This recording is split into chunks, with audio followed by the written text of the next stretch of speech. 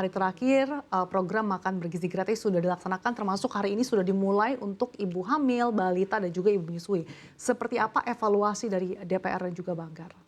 Ya, kita melihat pelaksanaan saat ini, ya kita mengapresiasi BGN karena bagaimanapun juga dengan anggaran yang baru diketok, ya kan kita hari Senin itu baru anggaran itu efektif bisa dijalankan dan sudah menjalankan program makan siang gratis ini, makan bergizi ini dengan boleh dikatakan cukup baik. Nah, saya kira kita mesti dorong untuk perbaikan-perbaikan apabila memang masih ada hal-hal yang masih kurang.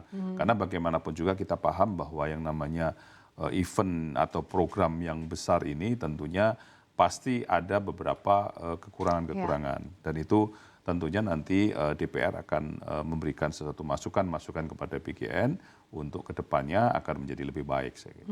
Dari segi pengawasannya seperti apa Pak yang ditekankan oleh Banggar ataupun DPR? Kita Banggar sudah selesai ya. Jadi Banggar itu tugasnya adalah bagaimana memberikan anggaran itu. Nah kemudian nanti implementasinya di lapangan itu ada di DPR di Komisi 9 yang membawa yang sebagai mitra kerja daripada Badan Gizi Nasional gitu kan. Jadi nanti pengawasannya itu pengawasan daripada anggaran maupun pengawasan dari pelaksanaannya supervisi itu ada dalam mitra kerjanya dengan Komisi 9. Oke, lalu bagaimana dampak ekonomi ataupun potensi dampak ekonomi yang Anda lihat begitu dari program makan bergizi gratis ini, Pak? Ya, saya kira begini. Jadi dari Badan Gizi Nasional ini, kalau kita melihat menjalankan program makan bergizi ini, kalau kita melihat per regional, tentunya di situ kalau kita lihat lauknya ya, itu kan lauknya kan sesuai dengan karakter daripada daerah itu. Nah, sehingga di situ sirkular ekonominya akan bisa berjalan kalau misalnya bahan bakunya itu adalah bahan baku yang ada di sekeliling itu. Nah, disinilah sirkular ekonomi akan berjalan karena dengan kondisi seperti itu artinya suplai beras misalnya, suplai sayurnya, suplai telurnya, ya kan? Nah ini tentunya lauk-lauk yang lain tentunya misalnya seperti tempe dan segala macam misalnya seperti itu akan ada dari lokal daripada daerah itu. Nah dengan lokal daerah itu maka anggaran yang diberikan kepada BGN, yang diberikan kepada unit kerja daripada dapur itu, maka itu akan dibelanjakan untuk di sekelilingnya. Satu, ya. Yang kedua juga tenaga kerja. Tenaga kerja yang ada di situ, misalnya yang masak, yang bersih-bersih, yang mengirim, itu semua tentunya adalah dari lingkungan di situ juga. Multiplier effect ada, sirkular ekonomi secara lokalnya juga akan berjalan. UMKM akan tumbuh, ya kan? Koperasi juga akan bisa tumbuh di sini. Nah inilah yang kita harapkan bahwa anggaran ini diberikan memang 71 triliun misalnya, tetapi 71 triliun itu akan turun ke bawah.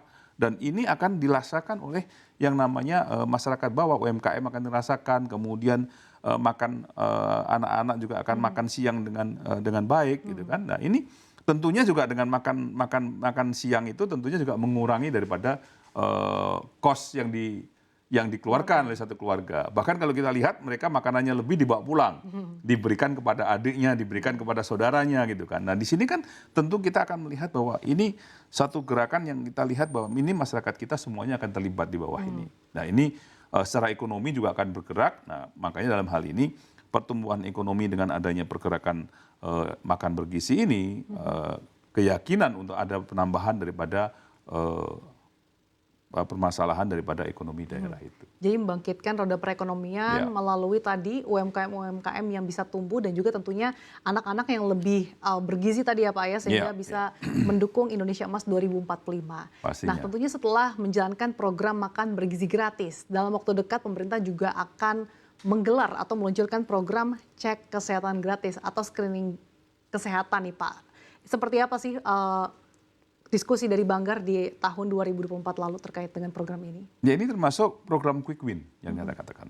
Quick Win itu adalah makan bergizi, terus kemudian jaminan kesehatan. Nah, jaminan kesehatannya salah satunya adalah memang dengan check up gratis ini tadi. Ini memang sudah dipersiapkan sekitar 4,7 triliun. 4,7 triliun itu sebenarnya anggaran Kemenkes itu sudah ada. Oke. Ya, anggaran Kemenkes itu sudah ada sekitar 1,3. Kemudian dalam hal ini dengan program Quick Win Pak Prabowo menambahkan menjadi 4,7 triliun.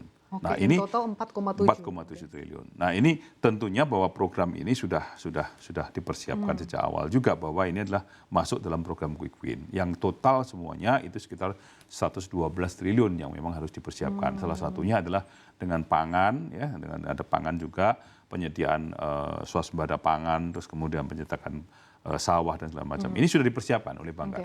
Ya, jadi ini program ini sebenarnya program yang memang sudah dipersiapkan dan Pak Prabowo sudah menjalankan program ini sesuai dengan janji beliau. Oke, 4,7 triliun ini untuk screening kesehatan gratis juga akan dilakukan secara bertahap ya Pak? Iya, saya kira ini program ini kan berjalan tidak bisa 4,7 dihabiskan dalam 1 bulan kan tidak mungkin bisa juga. Dan gitu untuk kan. seluruh warga Dan ini. itu seluruh Indonesia dan itu makanya disesuaikan dengan sesuai dengan hari ulang tahun kan begitu kan. Hari ulang tahun, pada saat hari ulang tahun itu baru bisa melakukan check up gratisnya dengan menyesuaikan itu. 4,7 triliun ini artinya menyasar berapa target Pak? Berapa warga?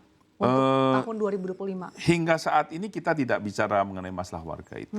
Kita hanya bicara mengenai 4,7 triliun itu diberikan untuk jaminan kesehatan gitu kan. Nah, tentunya nanti akan kita lihat daripada perkembangan daripada check up daripada 4,7 triliun itu karena yang saya katakan tadi bahwa sebenarnya anggaran di Kementerian Kesehatan itu sudah ada untuk check up ini sudah ada gitu kan. Hanya ini di sini Pak Prabowo menambahkan sehingga 4,7 sehingga lebih banyak lagi gitu kan. Nah, tentunya di sini nanti akan kita lihat perkembangan dengan anggaran Kementerian Kesehatan juga. Kemudian terkait dengan pengimplementasiannya nanti Pak, kalau misalkan sambil berjalannya waktu, apakah juga ini kemungkinan akan ada penambahan anggaran Pak? Ya, saya kira ini begini ya, penambahan anggaran itu tentunya adalah merupakan kewenangan daripada Presiden. Oke. Bukan lagi kewenangan daripada Badan Anggaran. Karena bagaimanapun juga dalam pembahasan anggaran 2024 itu sudah memberikan kewenangan kepada Presiden untuk melakukan perubahan anggaran di kementerian sesuai dengan program Presiden, tapi tidak akan merubah daripada struktur ekonomi makroekonominya, gitu kan. Jadi ini sudah menjadi satu keputusan dan sudah ada dalam Undang-Undang APBN tahun 2025. Jadi saya kira ini sudah jelas bahwa ini adalah keputusan daripada Presiden nanti untuk penambahan atau mengalokasikan daripada anggaran-anggaran yang lain.